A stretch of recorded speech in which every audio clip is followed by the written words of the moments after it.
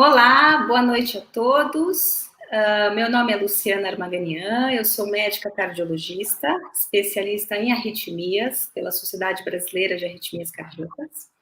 Hoje nós vamos discutir um assunto muito importante, que é a morte súbita. A escolha desse tema foi realmente fundamental. A gente sabe que cerca de 20 milhões de indivíduos são portadores de arritmia no Brasil, e isso, infelizmente, cursa com muitas complicações. Sem dúvida nenhuma, a maior preocupação é a morte súbita. Cerca de 320 mil indivíduos morrem subitamente ao ano no Brasil.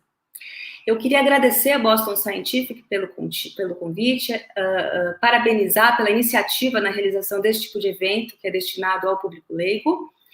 E para discutir esse assunto tão interessante hoje, eu tenho aqui comigo o Dr. Rogério Peron. O Dr. Rogério é um cirurgião cardiovascular, também especialista em estimulação cardíaca artificial pelo Departamento de Estimulação Cardíaca. Boa noite, Dr. Rogério. Boa noite, tudo bom? Prazer estar aqui. Obrigado pelo convite da Boston também, é um prazer estar aqui e falar sobre esse assunto extremamente importante. Acho que sempre dúvidas na cabeça das pessoas. Sem dúvida. Rogério, para a gente começar a falar, eu acho que primeiro a gente precisa entender um pouquinho, a gente precisa definir o que é morte súbita, né? Então, morte súbita é aquela morte, como o próprio nome diz, inesperada.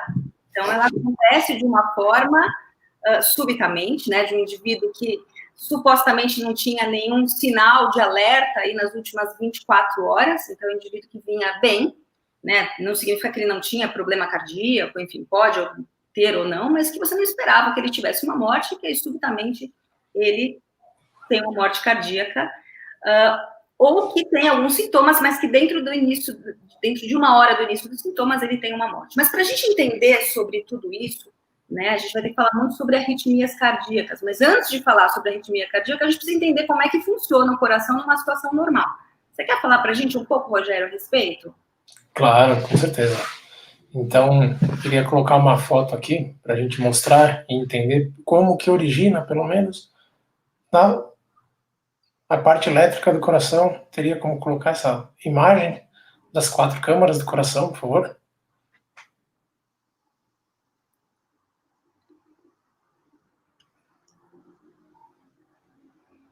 Isso. Então, aqui, para a gente entender, o coração é dividido em 4 câmaras, né? Então, nós temos as câmaras direitas e as câmaras esquerdas, sendo 2 átrios, o átrio direito e o átrio esquerdo, e o ventrículo direito e o ventrículo esquerdo.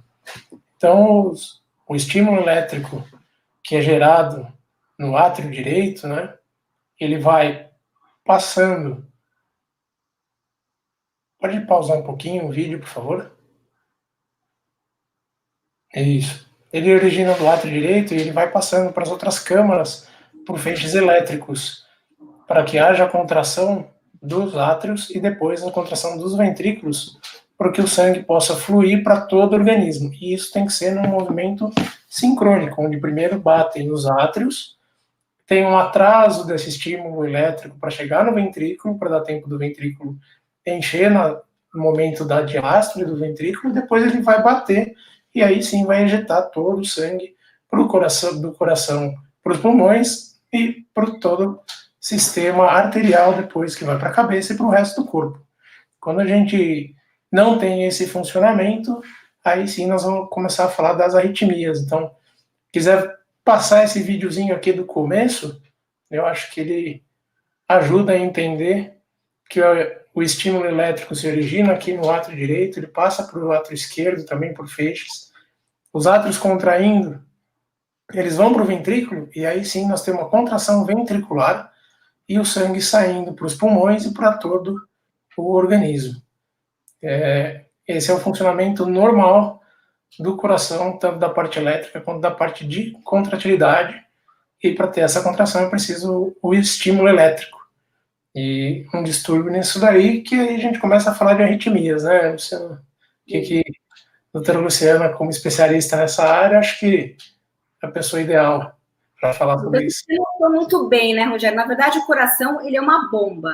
Essa bomba, para ela contrair, e conseguir mandar sangue para todo o organismo, ela depende de uma eletricidade. Na verdade, ela depende de uma mecânica, que é toda a capacidade contrátil do coração, depende de um encanamento trazendo todo aquele sangue para o coração, para o músculo conseguir funcionar, mas depende muito da parte elétrica, né? Essa sincronicidade aí de átrio e ventrículo, átrio começando primeiro, ventrículo vindo depois. E o que é uma arritmia? A arritmia, como o próprio nome diz, fora do ritmo. Então, qualquer circunstância que eu saio do ritmo esperado, a gente considera como arritmia. E o que é um ritmo normal?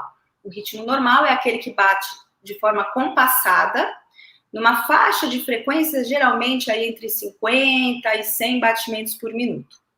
Lógico que existem algumas circunstâncias que a gente tem frequências mais baixas do que esses 50, que não são uma doença propriamente dita, ou situações também acima de 100 que são fisiológicas, que a gente chama. Por exemplo, quando eu durmo, a frequência cardíaca cai. Um atleta, por exemplo, que está habituado a fazer atividade física, tende a ter uma frequência cardíaca mais baixa. Isso não obrigatoriamente é um problema. Acima desses 100 batimentos por minuto, também a gente pode ter algumas circunstâncias, por exemplo, ansiedade, dor, estresse, febre, são situações normais que a gente tem uma liberação de adrenalina no organismo e a frequência cardíaca aumenta demais. Mas se eu saio desses 50 e 100 em condições não fisiológicas, abaixo dos 50 eu chamo de bradicardia, que é o ritmo mais lento. Acima dos 100, eu chamo de como taquicardia, que é uma frequência mais alta. E, além disso, aqueles ritmos irregulares, descompassados, mesmo com uma frequência cardíaca normal, também são considerados como um tipo de arritmia que a gente pode discutir mais para frente também. E uma das formas que a gente tem, né, Rogério, de identificar se existe, se o indivíduo tem uma arritmia ou não, lógico que a gente vai falar muito isso sobre a importância da avaliação médica, enfim, sobre história, mas uma das formas que o próprio indivíduo tem de fazer esse diagnóstico é ele mesmo medindo o pulso. Você quer falar um pouquinho a respeito? Sim, é um método bem simples para medir o pulso, acho que qualquer pessoa tem condição de fazer, né? Primeiro entender aonde seriam os pontos mais fáceis da gente pegar o pulso. Um dos locais mais fáceis seria aqui na carótida, a gente palparia a nossa artéria, tanto do lado direito quanto do lado esquerdo, e contaria, a gente mede a frequência dentro de 1 minuto. Poderíamos até medir a frequência, a pessoa palpar durante 1 minuto, porém, às vezes, para a gente ter um tempo mais rápido para saber o valor desse número da frequência, a gente conta em 15 segundos e acaba multiplicando por 4, que seria o número da frequência em 60 segundos. Ou poderíamos palpar aqui a artéria radial também, é extremamente fácil de palpar, né? Se a gente colocar 2 dedos em cima do pulso da radial, a gente consegue palpar tranquilamente o pulso, né? Eu acho que esses dois locais são os locais mais fáceis e mais simples da gente ver a frequência, ver se, inclusive, se tem uma frequência regular ou irregular.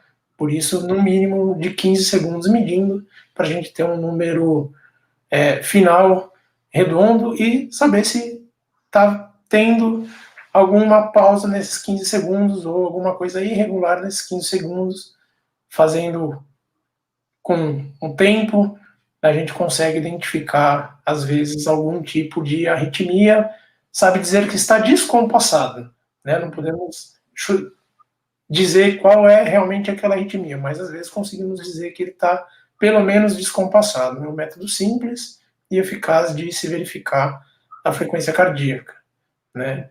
Hoje nós temos o oxímetro, né? Muita gente, por conta do Covid, acabou comprando oxímetro. É uma outra forma mais tecnológica de ver o pulso, né? Fora os Apple Watch, né, Rogério? Fora os Apple Watch. Hoje as pessoas têm muito mais facilidade de pulso, né? Mais avançada ainda. Mais avançada. Com certeza fornece um monte de novas informações, né? Mas daí, quando uma pessoa tem arritmia, né, a gente está falando, como que seria para...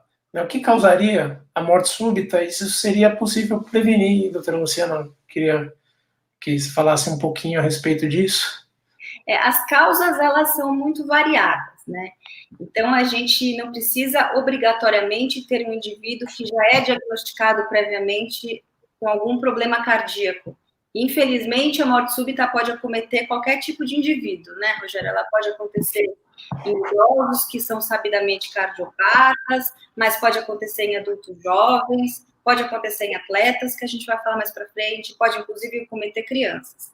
O mais comum é em decorrência das arritmias, né? Mas especificamente as arritmias que acontecem nos ventrículos. Como você mostrou, a gente tem 4 cavidades, são 2 átrios, as cavidades superiores, e as cavidades inferiores são os ventrículos. A maior causa de morte súbita são as arritmias que acontecem nos ventrículos, seja uma taquicardia ventricular, no qual eu tenho um ritmo muito rápido, ou uma fibrilação ventricular, que é um ritmo totalmente caótico no ventrículo. Você falou, a gente pode prevenir? Veja, é muito importante que a gente tenha um diagnóstico prévio, né? Assim, nem sempre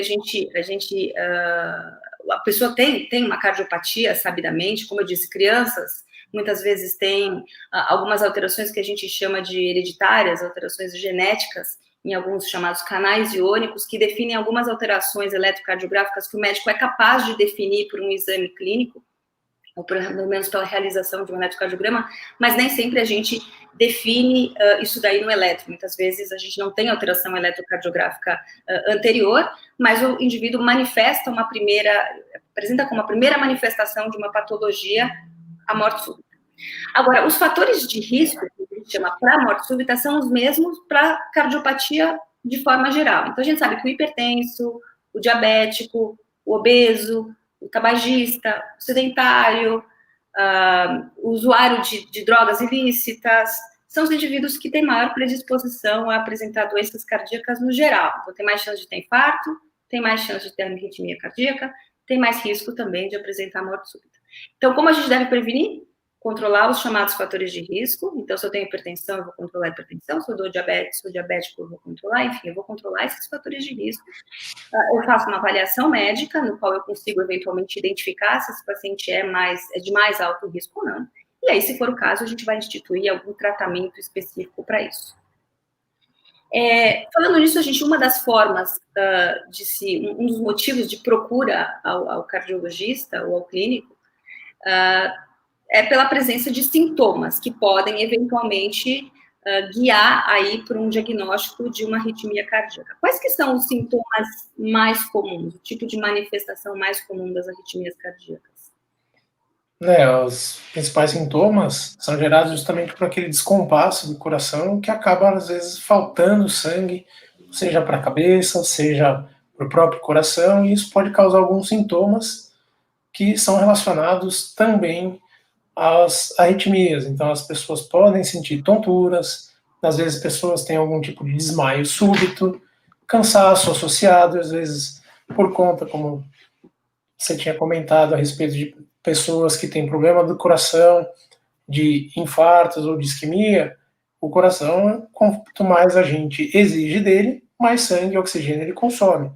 Se nessa fase de uma atividade física a pessoa começa a se sentir mal, começa a faltar sangue para o coração, ela pode ter sim um cansaço, inclusive algumas pessoas podem ter dor no peito, né? Mas quando a gente fala geralmente de morte súbita, como você havia falado no começo, que a pessoa às vezes tem um apagão, às vezes ela é socorrida, às vezes a pessoa acaba indo realmente por uma morte súbita.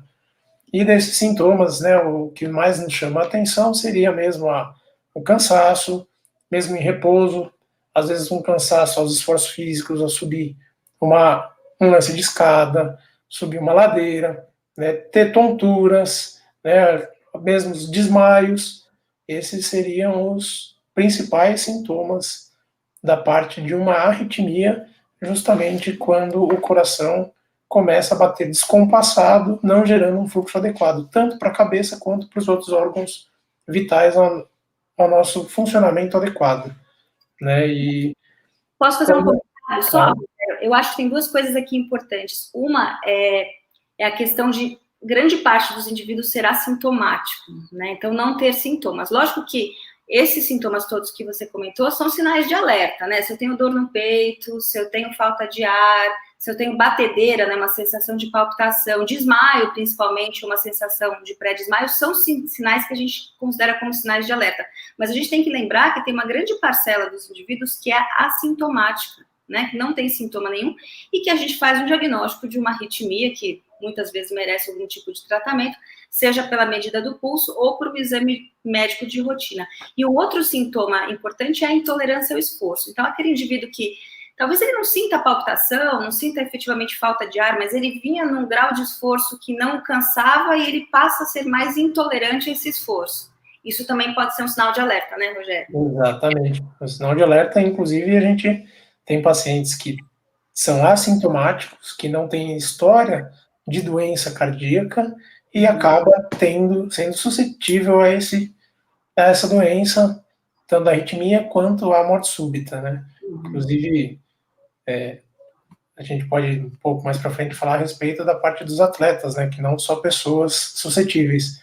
E quais seriam dessas público, né? Do público mais suscetível a ter a morte súbita, que não as pessoas sintomáticas, que já estão no sinal de alerta, que acho que é o que mais preocupa realmente quem tem algum tipo de arritmia e não sabe, do que as pessoas acham, precisariam estar atentas, doutor Luciano, em relação à morte súbita, né, com arritmias cardíacas, se elas podem acometer também uma pessoa que nunca teve histórico disso, e qual é o público mais suscetível para esse tipo de patologia, para morte súbita? A causa mais comum, como a gente comentou, são as arritmias ventriculares. E, na grande maioria das vezes, elas estão associadas à presença de alguma doença estrutural subjacente. Então, por exemplo, um indivíduo que já teve um infarto no passado, é um indivíduo que tem mais risco de ter morte súbita? Não obrigatoriamente, mas dependendo do tamanho desse infarto e o quanto que esse infarto cursou com sequelas no coração, então muitas vezes a gente fica com áreas de fibrose, que a gente chama, que são zonas de cicatriz, isso daí predispõe mecanismos de circuitos elétricos, próximos dessa região, que podem cursar com morte súbita. Agora, o indivíduo que já é sabidamente cardiopata, então, por exemplo, eu tenho o que a gente chama de miocardiopatia dilatada, um coração grande, ele tem mais predisposição a ter arritmia.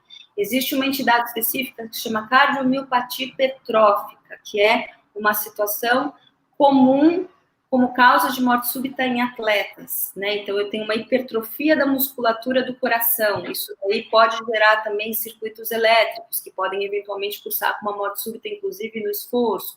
Existem algumas doenças genéticas, no qual eu tenho, por exemplo, substituição do tecido muscular do coração por gordura.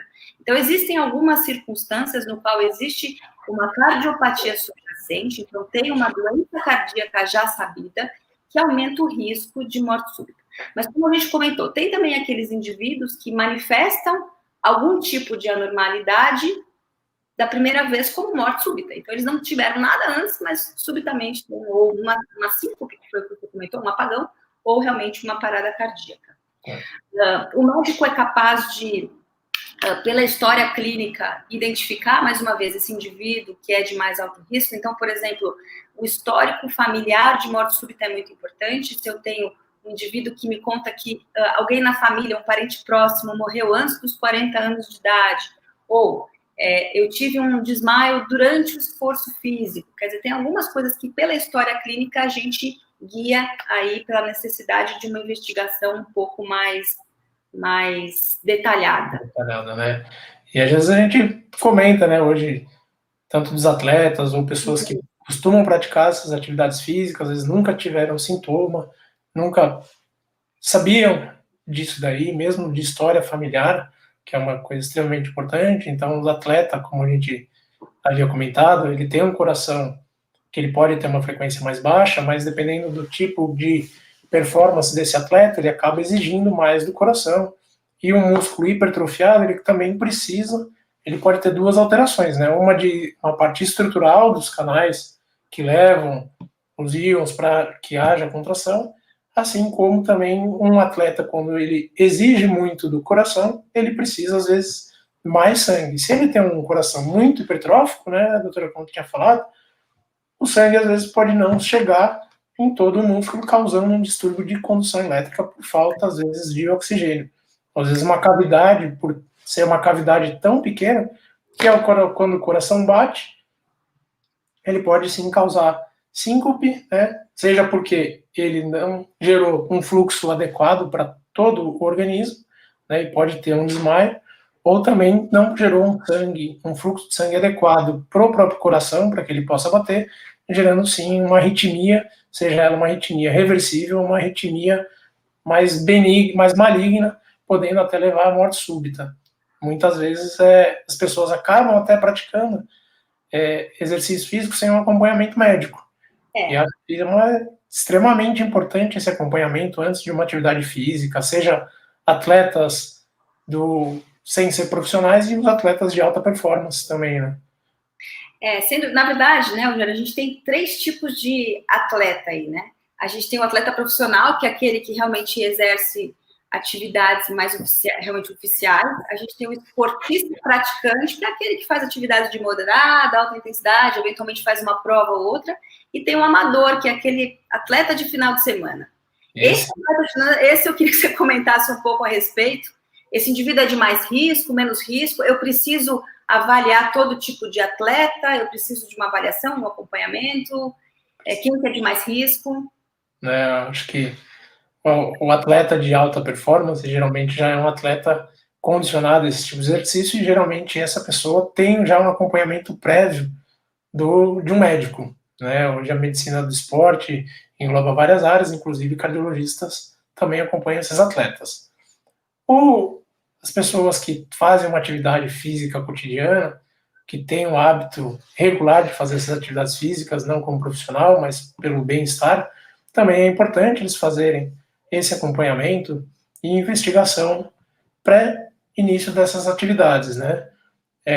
Com certeza, quanto mais idade a pessoa tem, os riscos são um pouco maiores. E o atleta de final de semana é, sim, também uma pessoa que nos preocupa, que sempre tem que ter um cuidado, às vezes até um pouco maior do que as outras pessoas, justamente por não ter o hábito de praticar atividade física e fazer uma atividade física esporádica aos finais de semana, qual é a intensidade que ele faz, ele nunca sentiu um sintoma no dia a dia e, às vezes, numa atividade física mais intensa, sem um preparo adequado e sem uma investigação, pode acontecer algum tipo de sintoma de arritmia que pode ser gerada. Né? Ele não tem o coração habituado, né? Esse grau de intensidade, né? Então, às vezes, são indivíduos que não praticam, como você falou, não praticam atividade rotineira e, de repente, no final de semana vão fazer aquela atividade física mais intensa, não tem o coração preparado para isso, e aí quando a gente tem a morte súbita, né? Quer dizer, fazer atividade física não faz mal, né? Faz bem. Mas eu preciso de uma avaliação, tanto para o atleta profissional, quanto mesmo aqueles praticantes, principalmente acima dos 35, 45 anos, eu preciso de uma avaliação. E é por isso que já tiveram história familiar, né? Lembrando que doença coronariana, né? Quem tem tios, avós, irmãos, pais, eles têm que tomar um pouco mais de cuidado, talvez começar uma investigação mais cedo, principalmente se faz exercício de final de semana. Né? A gente às vezes até comenta que é aquela pessoa que não tem um hábito, tem uma história familiar, a pessoa acaba que não dá valor a isso e no final de semana às vezes vai jogar uma bola, né? Geralmente o homem, né? Gosta de lá, vai sair correndo atrás da bola para alcançar, para fazer um contra-ataque, alguma coisa, cruza a bola e aí vira assim, nossa, essa corrida que eu dei aqui quase me matou. Eu vou sair um pouquinho aqui do jogo, alguém me substitui aqui que eu não estou me sentindo bem, estou um pouco cansado. Então, essas pessoas têm que dar valor a esse tipo de queixa, né? E não achar que é somente uma falta de condicionamento físico. Às vezes pode ser alguma coisa que tem que ser investigado mais a fundo, né? Justamente que a gente havia falado, como prevenir a morte súbita. Então, isso seria uma coisa extremamente importante no modo geral. Tem um estudo interessante que foi feito na Itália, que mostrou que depois que iniciou-se aí de forma rotineira a avaliação pré-atividade física nos indivíduos atletas, houve uma redução em 90% nas taxas de mortalidade, de morte súbita. Então, quer dizer, isso realmente mostra a importância da gente ter, principalmente no atleta profissional, uma avaliação e acompanhamento, né? Naquele que não é, a gente não precisa obrigatoriamente acompanhar, mas pelo menos a gente precisa fazer uma avaliação, principalmente, como você falou, quando tiver história familiar de morte súbita ou quando for um indivíduo já acima de 35 ou 40 anos. E num caso, né, doutora, se alguém presenciar um indivíduo que tenha caído ou se sentiu mal, se queixou de dor no peito, ou teve um apagão súbito, né? Como que a gente deveria agir nesse momento, né? Qual a importância do socorro rápido? E se tem alguma dica que você gostaria de falar? Sem dúvida, acho que talvez isso seja um dos assuntos mais interessantes aí para a gente discutir. Veja, o grande problema é que as pessoas, na grande maioria das vezes, não sabem como agir frente a uma vítima de uma parada cardíaca. E quem nunca se deparou com uma situação como essa, seja no shopping, no aeroporto, no avião? E o grande problema é que aquele tempo que a gente demora para ter algum tipo de atitude, então iniciar chamadas manobras de ressuscitação cardíaca, a gente perde em muito a chance desse indivíduo sobreviver. Para você ter uma ideia, a cada 1 minuto perdido entre parada cardíaca e o início das manobras de ressuscitação, diminui em 10% o risco desse indivíduo sobreviver. O que significa isso? Que depois de 5 minutos de parada cardíaca, eu tenho 50% de chance de sobrevida se eu não fizer nada. E depois de 6 minutos, eu já passo a ter dano cerebral, muitas vezes irreversível. Então, daí a importância da gente agir o mais rápido possível. E a gente tem que lembrar, né, Rogério, que mais de 80% de todas as paradas cardíacas acontecem fora do ambiente hospitalar e que são presenciadas por um não socorrista, um não médico ou profissional da saúde. Então, e aí eu tenho um passo a passo para a gente orientar as pessoas, né? Seria a primeira coisa que deveria ser feito, né? Primeiro, a gente precisa reconhecer se esse indivíduo é uma vítima de parada cardíaca, porque às vezes a gente está só frente a uma situação de desmaio. Você quer, a propósito, antes da gente falar sobre isso, me falar uma coisa? Desmaio e parada cardíaca é a mesma coisa? Não é a mesma coisa, né? A parada cardíaca, ela sim pode levar a um desmaio, né? Mas o desmaio pode ser causado por inúmeras outras situações, né? Pessoas que têm tonturas, né? O próprio, dependendo da faixa etária, um paciente mais idoso, tem que lembrar também que existe a possibilidade de ter um derrame cerebral, né? O AVC. Também é uma causa de desmaio. Existem pessoas também que passam mal por uma pressão baixa, né? Que às vezes num ambiente, seja num shopping ou em algum lugar aberto, principalmente no verão, muito calor, muita gente, pode fazer pressão baixa, e essas pessoas podem ter um desmaio. Então tem que saber realmente, como você falou, diferenciar o que é uma parada cardíaca, né? Como diferenciar uma parada cardíaca e de um desmaio, né? Porque para desmaio nós temos inúmeras causas, além de causas cardíacas, causas não cardíacas, né? Como uma pressão baixa, pessoas que fazem hipoglicemia, que estão muito tempo sem comer, né? Então ela pode ter um desmaio por falta de açúcar no sangue, pessoas que estão submetidas a uma situação de estresse pode acontecer também, e não ser de uma origem cardíaca. Por isso eu acho que é extremamente importante, como você falou, identificar como perceber que é uma parada cardíaca e não somente um desmaio, né? E aí, como que a gente faria isso, doutora? Existe uma sequência, né? Alguns passos têm que ser seguidos. Então, a primeira coisa é a gente identificar se esse indivíduo é uma vítima de uma parada cardíaca ou não. Então, a primeira coisa que eu tenho que fazer é ver se esse indivíduo responde. Então, eu atentamente tenho que chamar, vigorosamente, eu chamo por essa pessoa, senhor, senhora, vejo se essa pessoa responde. Se essa pessoa não respondeu, primeira coisa que eu tenho que fazer é procurar alguém que está próximo de você e pedir por ajuda. Porque, mais uma vez, o tempo transcorrido entre a parada cardíaca e o início de qualquer manobra, seja a compressão torácica que a gente vai comentar, ou mesmo a vinda de um socorrista com um desfibrilador, é um tempo que, se muito longo, ele cursa com alterações irreversíveis. Então, vamos lá, a gente vai reconhecer se esse indivíduo é vítima de uma parada cardíaca ou não. Eu chamo, o indivíduo não responde, eu peço por ajuda. Peço por ajuda, liga no 192 ou no 193. 192, 193 e peço por um desfibrilador. O tempo do socorrista chegar até você, neste meio tempo, o que nós temos que fazer é iniciar as manobras de compressão torácica. Mostra para mim o vídeo Compressão torácica, basicamente, como é que a gente tem que fazer? Nós vamos aproximar as nossas mãos e aí nós vamos posicioná-las no terço inferior desse osso, que a gente chama como de externo. Então, vejam que aqui a imagem está de lado, mas este osso é o osso externo, então ele vai até lá embaixo, quase próximo da barriga. Nessa parte inferior aí, ó, vejam, a gente tem os mamilos desse lado, então quase lá embaixo, quase próximo da barriga, é a parte inferior desse osso. Eu junto as mãos e aí eu faço essa compressão rápida. Quão rápida deve ser? 100 batimentos por minuto, mais ou menos. E eu tenho que ir numa profundidade de mais ou menos uns 5 centímetros. Temos que lembrar que, né, só interrompendo que essa parte da profundidade, né, lembrando que, como o funcionamento normal do coração, ele tem que esvaziar e tem que encher, por isso essa compressão também, toda vez que a gente comprime o tórax, nós estaremos fazendo o papel da contração ventricular. Quando a gente descomprime o tórax, ele faz o papel de enchimento para dar tempo dos cavidades encherem e a gente massagear de novo. Por isso não podemos ir nem tão devagar, né, e nem tão rápido, e nem uma compressãozinha pequena. Né?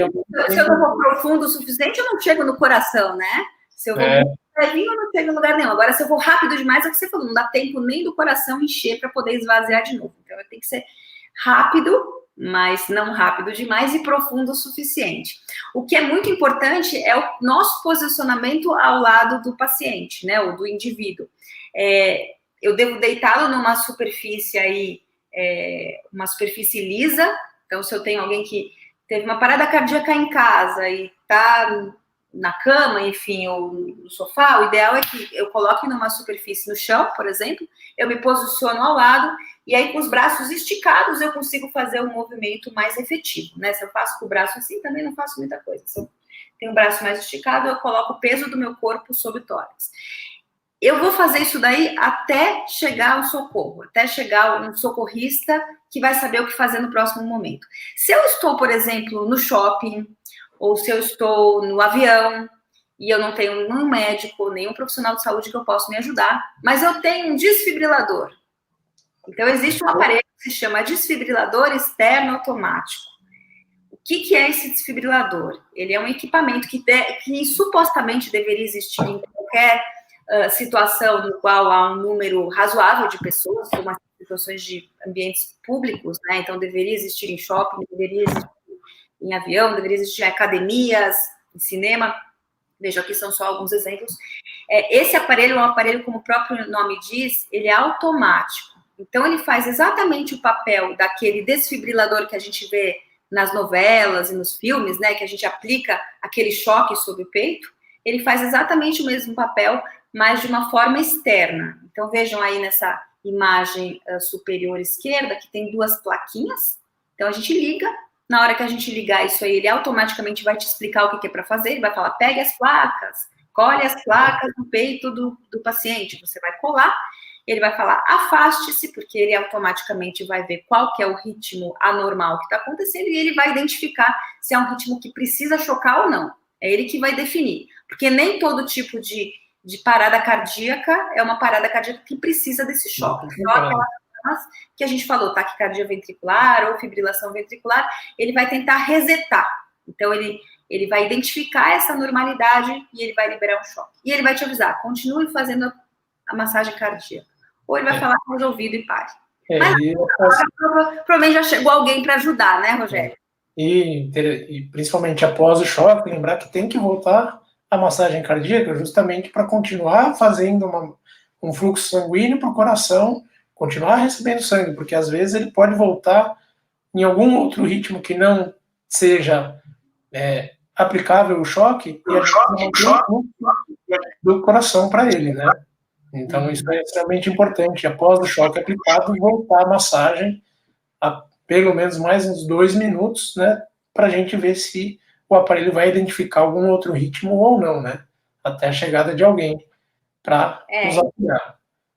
E, de novo, como a gente comentou, a maioria das pessoas acaba se desesperando um pouco frente a uma situação como essa, né? Se eu estou numa academia e eu tenho o indivíduo que para na minha frente, quer dizer, eu vou reconhecer, vou chamar vigorosamente por esse indivíduo, ver se ele responde, se ele respira, ele não está respondendo, não está respirando, eu não preciso ficar vendo o pulso, eu não preciso colocar a mão na jugular, eu não preciso fazer nada disso, ele não responde, não respira, eu peço para alguém, olha, liga para o 92, liga para o 93 e manda trazer um desfibrilador, só faz isso, e aí você inicia as manobras de ressuscitação, você inicia compressão torácica, precisa fazer respiração boca a boca? Não. Isso daí já caiu por terra, o tempo que a gente demora para parar e começar a tentar fazer respiração boca a boca, eu estou só perdendo tempo em massagear e mandar o fluxo de sangue para o cérebro, como você comentou, né? Agora não adianta, né, a gente ter um aparelho como esse e não saber o que fazer. Eu me desesperar, eu jogar água na cabeça do indivíduo, ou começar, né, ou sair correndo, inicia as manobras, pede o desfibrilador, liga o desfibrilador e o resto ele vai te avisar o que é para fazer. O que é para fazer, exatamente. E ainda bem que, vamos dizer que, você falou que antigamente fazia a respiração boca a boca. Nessa época atual de Covid é até uma boa coisa de... Exatamente. Mas falando em Covid, você hoje em dia, se o indivíduo agora morre de medo, né? Todo mundo tem medo de Covid. Então, se você encontrar alguém na rua, não você, mas se alguém que está nos ouvindo encontrar alguém na rua que não conhece, está de máscara, essa pessoa está sem máscara, teve uma parada cardíaca, o que eu faço? Não, eu estou com medo de Covid. Eu deixo de atender por causa do Covid? Não, de forma alguma. Toma os devidos cuidados com a máscara, né? A pessoa provavelmente, na atual situação de pandemia, provavelmente estará de máscara também, então não teria o problema da gente atender essa pessoa, ou de qualquer outra pessoa atender o indivíduo que foi reconhecida a morte súbita. Seguiríamos os mesmos passos de tentar acordar a pessoa vigorosamente, tentar contato com essa pessoa, perceber que ela não acordou, não reagiu, e seguiríamos os passos igual foi explicado anteriormente, né? Então, isso é extremamente importante. Se essa estiver tiver sem máscara, eu posso pegar um pano, colocar em cima da cabeça dela e eu vou fazer massagem cardíaca do mesmo jeito, né? Ou se nós estivermos sem a máscara, podemos usar a nossa camisa. Sim. Ou outro pano para nos proteger também.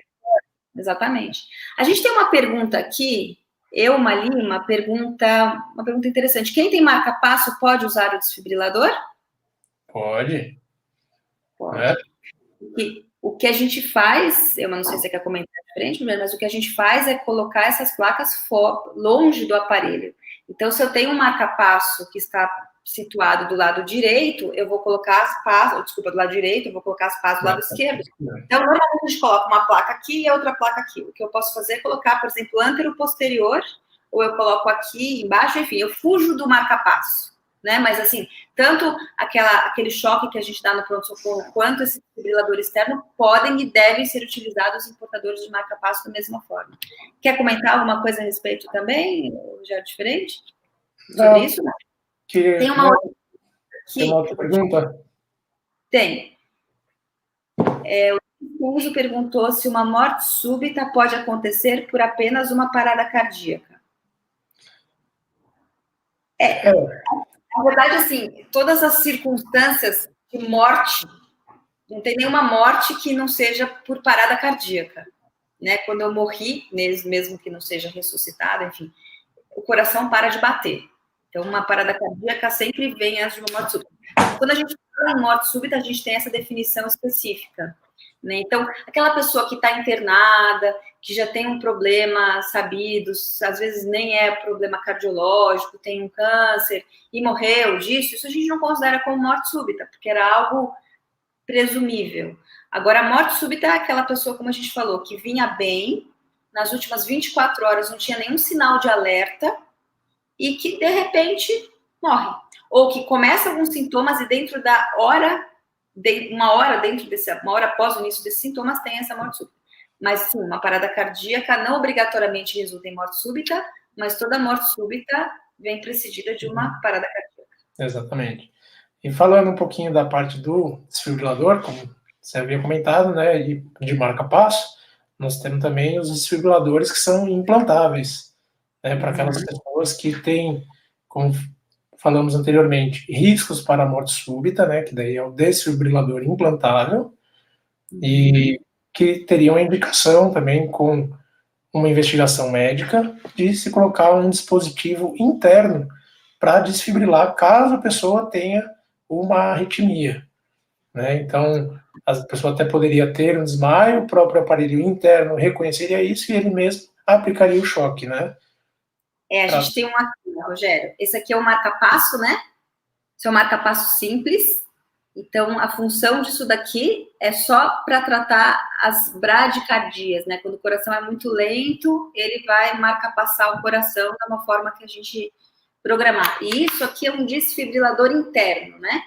Então, ele faz a função de um marca-passo também, mas ele faz também a função de choque interno naqueles pacientes que são considerados de risco. A propósito, eu acho que é até interessante a gente falar um pouquinho sobre o tratamento, né? Exatamente. O tratamento a longo prazo. Como é que eu... da parte das arritmias, né, que estão disponíveis hoje, principalmente aí a parte medicamentosa também, né, antes da gente partir para uma cirurgia, para o implante de um dispositivo. Isso. Veja, a gente tem algumas formas de tratar. Primeiro, eu preciso definir que tipo de arritmia que é essa, e se é uma arritmia que necessita tratamento ou não. Nem toda arritmia precisa de tratamento, mas aí o médico usa de alguns parâmetros clínicos e por meio de exames, ele identifica se é um indivíduo que realmente precisa de um tratamento específico ou não. Mas, basicamente, a gente tem 3 formas de tratamento. Uma é por meio do uso de medicação. Então, existem os antiarrítmicos, né? São os remédios que são utilizados para controlar o ritmo irregular ou o ritmo muito rápido.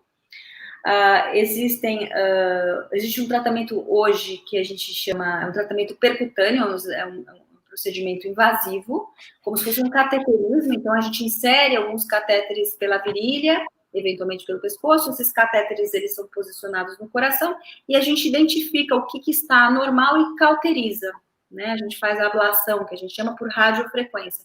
Eu cauterizo o que é o tecido anormal.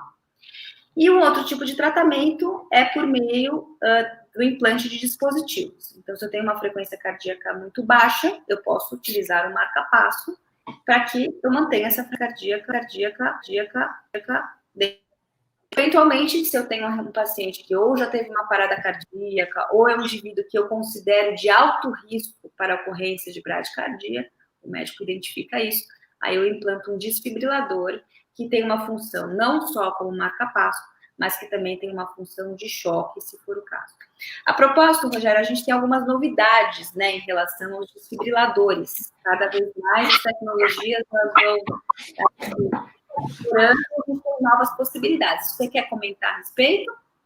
Lógico. Então, hoje, além dos dispositivos que são implantados dentro do coração, conforme se mostrou, né, que é o desfibrilador implantável interno, no caso, ele iria dentro da cavidade, hoje está disponível os desfibriladores subcutâneos, né, que são implantados extracardíacos. Então, a gente não precisa ter uma invasão dentro do coração e não deixar materiais dentro do coração. Então, aqui a gente olha como que seria um molde, né, um esquema dele, né, que ele seria implantado um eletrodo no subcutâneo, do lado do externo, né, onde a gente comentou da parte da massagem, cerca de 2 centímetros para o lado esquerdo dele, um eletrodo que detectaria essas arritmias. E ele seria conduzido e identificado pelo gerador dele, que é colocado, como o próprio nome diz, no subcutâneo, né, então ele ficaria abaixo da gordura, porém acima da musculatura, em pacientes que teriam esse espaço, senão às vezes a gente até poderia colocar um pouco mais para dentro da musculatura, e esse aparelho faria o papel de detecção e aplicaria o choque como desfibrilador externo, aquele aparelho grandão que foi mostrado anteriormente, né? Então, a gente tem uma imagem dele como seria, e uma imagem de um paciente que nós implantamos aqui, o CDI subcutâneo, né? Que ele é colocado aqui um eletrodo que vai identificar essas arritmias, vai selecionar se é uma arritmia que é possível chocar ou não. Sendo possível, ele vai aplicar um choque. Aqui nós temos um gerador que faz o papel de interpretação dos dados e que vai aplicar essa carga de choque, fazendo assim a desfibrilação e o coração voltando num ritmo compatível com a vida Não, graças a Deus, na maioria das vezes, ele volta no ritmo próprio, sem necessidade, inclusive, de uma massagem depois disso, quando a gente tem um implantável. Claro que sempre depois que a pessoa toma um choque desses dispositivos, o ideal é ela procurar o seu médico para saber o porquê que ele tomou esse choque, né? E hoje é uma tecnologia extremamente nova que está no mercado. A Boston, por enquanto, é a única que tem esse sistema e já foi mostrado que ele é tão efetivo quanto o interno. E eu acho que o mais interessante é que não vai nada dentro do coração. Então, para as pessoas que têm risco de morte súbita nas miocardiopatias hipertróficas, é interessante não deixar nada lá dentro do coração, que a gente sabe que a longo prazo pode acontecer algumas complicações lá nas cavidades cardíacas, né? Então, acho que é uma situação bem interessante e que já está há um tempo, já chegou aqui no Brasil, né? Temos alguns pacientes já que foram implantados. Falando em mundo e Japão, Europa, Estados Unidos, acho que está em torno de 70, 80 mil implantes desse tipo de aparelho, né? Eu sei que no Japão, no último ano, foram implantados mais de 2 mil CDIs subcutâneos. Então, está tendo uma boa aceitação, né? Muita gente acha que não tem outra solução, mas é um aparelho extremamente seguro, né? E confiável em relação a identificar e aplicar o choque de forma corretamente. E ele particularmente é interessante naqueles casos que são muitas vezes difíceis de obter um acesso, né, Jair? Porque normalmente esse tipo de desfibrilador a gente implanta, a gente tem que colocar os fiozinhos por dentro de uma veia, né? Essa veia vai até o coração e a gente posiciona os eletrodos lá no músculo do coração. O problema é que algumas pessoas têm veias obstruídas, ou veias de difícil acesso, ou já tiveram intervenções prévias, enfim. Nesses casos é bem interessante e a gente minimiza muito a taxa de complicações, né? Porque a gente não vai precisar funcionar uma veia, que pode eventualmente contar com algumas complicações.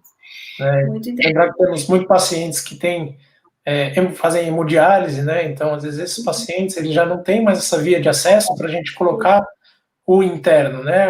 Dentro dos vasos da veia para a gente conseguir.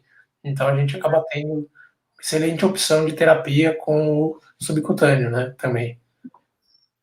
O Luiz Kenzo perguntou, eu acho que a gente já respondeu a pergunta dele, mas ele fez uma pergunta e um comentário. A primeira pergunta foi, desculpe a minha ignorância, mas qual a diferença de um marca-passo para um CDI? Não é uma ignorância, é uma pergunta extremamente importante. Eu acho que a gente explicou, né? Acho que agora talvez tenha ficado claro. De novo, o marca-passo só marca-passa o coração. Então, ele vê quando a frequência cardíaca está muito lenta, a gente programa, ajusta a frequência que a gente quer, e aí ele solta aí um disparo elétrico para manter aquela frequência normal do coração. O desfibrilador também é um marca-passo, mas ele é mais do que um marca-passo. Ele desfibrila o coração, então ele tem essa capacidade de dar um choque no coração quando for o caso. E aí, aproveitando essa pergunta, esse comentário dele, a Juliana Saldanha, depois eu volto para o comentário dele, mas a Juliana Saldanha... O CDI dá choque, né? Você quer responder? O CDI ele dá o choque justamente quando ele identifica que é um ritmo, vamos dizer a palavra bizarro, não é um ritmo normal, que ele sabe, por programações prévias, que ele não está gerando um fluxo adequado para o coração, para o organismo. Ele vai identificar isso daí e vai aplicar uma descarga elétrica quando tiver esse tipo de arritmia. Né? E mesmo durante essa inspeção, se a pessoa teve uma arritmia curta, ele identificou e logo em seguida ele saiu, ele não vai aplicar esse choque. Então, é uma pessoa que teve uma arritmia, ele identificou, às vezes ele começa a carregar e tem um período. Né, doutora Luciana? Assim, ele teve alguma arritmia, ele já vai chocar. Primeiro ele tem que identificar essa arritmia, e aí sim, sendo uma arritmia, no caso ventricular, uma fibrilação ventricular, uma taquicardia ventricular, aí sim ele aplicaria o choque. Por isso é extremamente importante essa detecção antes de ele aplicar o choque, né?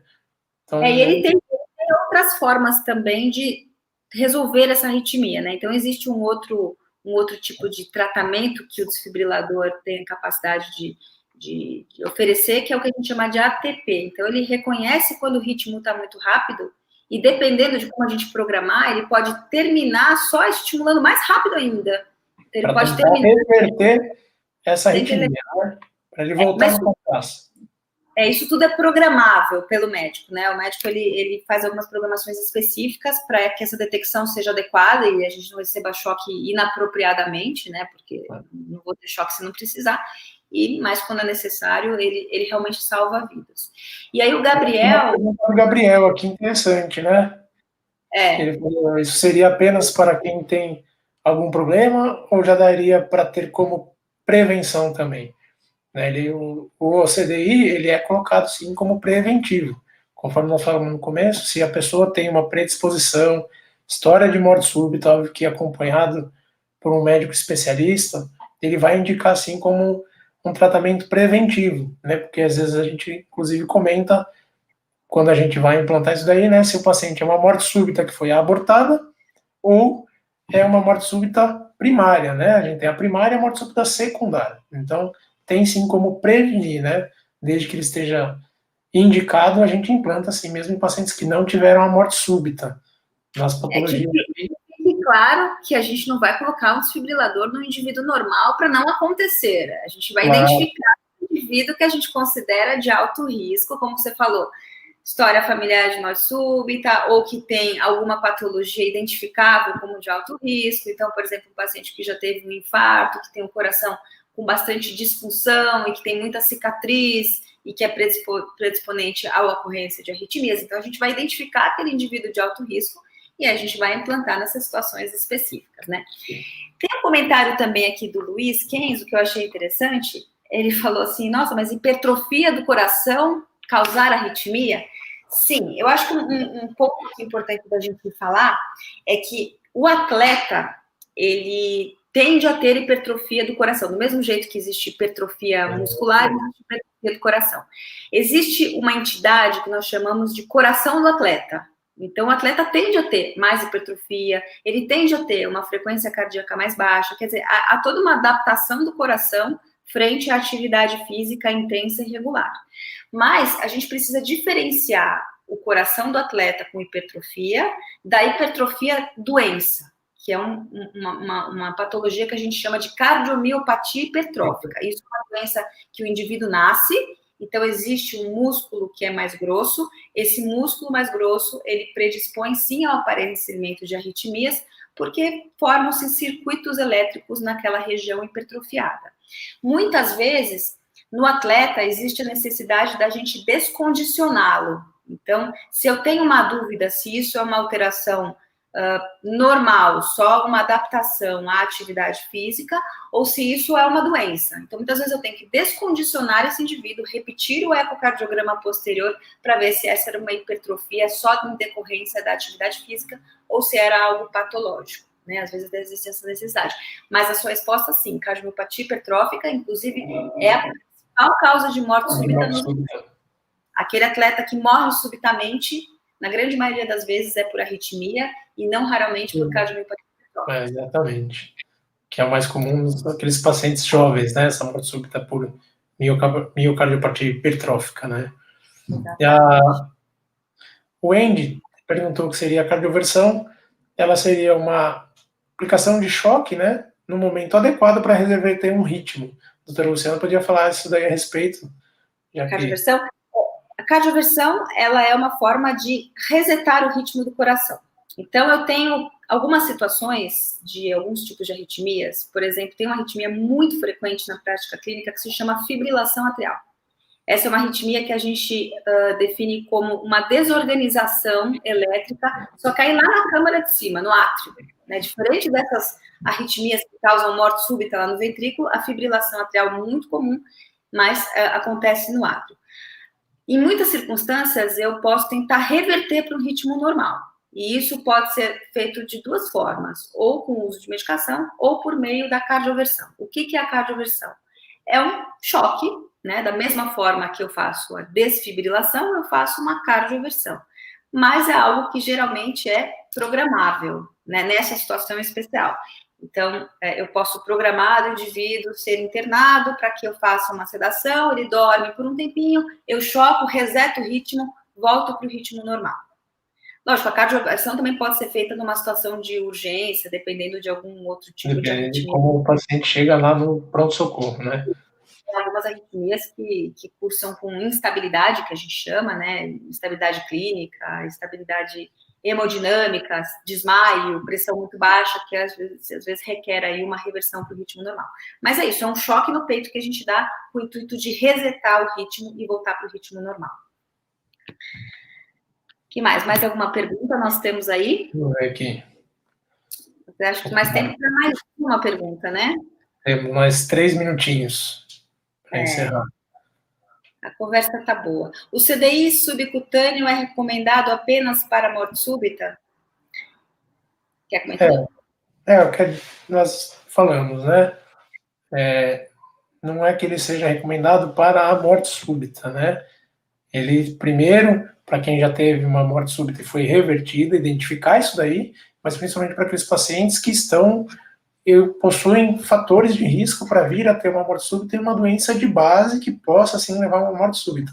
Então, ele seria, assim, recomendado para essas pessoas como prevenção de uma morte súbita. Tá? E, no caso, isso teria que ser investigado por um profissional especializado na área, né? CDI, seja ele subcutâneo ou seja um CDI transvenoso que a gente chama, a indicação é a mesma. Né? Não difere, não é porque é subcutâneo que não é apenas, exatamente, não é apenas para a morte súbita, né? É como a gente fala, muitas vezes temos que identificar os indivíduos com risco para esse tipo de patologia. Uma última pergunta para fazer para você, Rogério, que acho que a gente está com um tempinho aí um pouco em cima. Existem algumas circunstâncias nas quais a gente precisa tomar alguns cuidados num portador de marca-passo ou desfibrilador. No geral, eu posso ter uma vida normal quando eu tenho marca-passo, ou eu tenho que ter uma vida totalmente diferente, eu não posso fazer mais atividade física, eu não posso ir em lugar nenhum, não posso usar celular, como é que é? Podemos, né? Eu acho que hoje em dia os aparelhos, eles são tão bem feitos e blindados com interferências externas que eu fico tão feliz quando o paciente volta no consultório, nos primeiros dias ele acha que é uma coisa de outro mundo, depois de algum tempo ele volta e fala, doutor, nem sinto que eu tenho marca-passo. Justamente porque praticamente uma vida normal. O marca-passo ou o CDI, ele não veio para limitar as atividades da pessoa, né? E sim, depois de implantado, para voltar a uma atividade normal. Então temos, óbvio, que tomar alguns cuidados, mas não restrições de viagens, de uso de aparelhos eletrodomésticos, né? Inclusive celular, Wi-Fi, muita gente tem medo do micro-ondas, né? Tira o micro-ondas do ambiente para nunca mais ser usado, e não é assim, hoje são bem seguros, tem assim algumas restrições, mas basicamente de aparelhos de eletrodomésticos todos podem ser usados, né? Celulares se recomenda ser usado do lado contralateral, mas essa parte aí de marca-passo, acho que é um tema importante de quem tem, o que pode, o que não pode, para uma futura discussão sobre isso, né? É um tema curioso e muitas dúvidas surgem a respeito de quem tem marca-passo, né? Isso aí, doutor Rogério. Acho que a nossa conversa foi tão boa que passou tão rápido. Então, infelizmente, aí são 8h01, passamos 1 minuto aí. Mais uma vez, eu gostaria de agradecer a Boston Scientific pelo convite, parabenizar, realmente é uma iniciativa muito boa, principalmente aí destinada aos leigos. Espero que a gente tenha respondido as perguntas. Obrigada, doutor Rogério, foi um prazer. Obrigado, novamente. Em breve. E uma boa noite a todos. Boa noite a todos. Obrigado pelas perguntas e pela participação. É extremamente importante esse feedback para a gente que está aqui do outro lado da tela.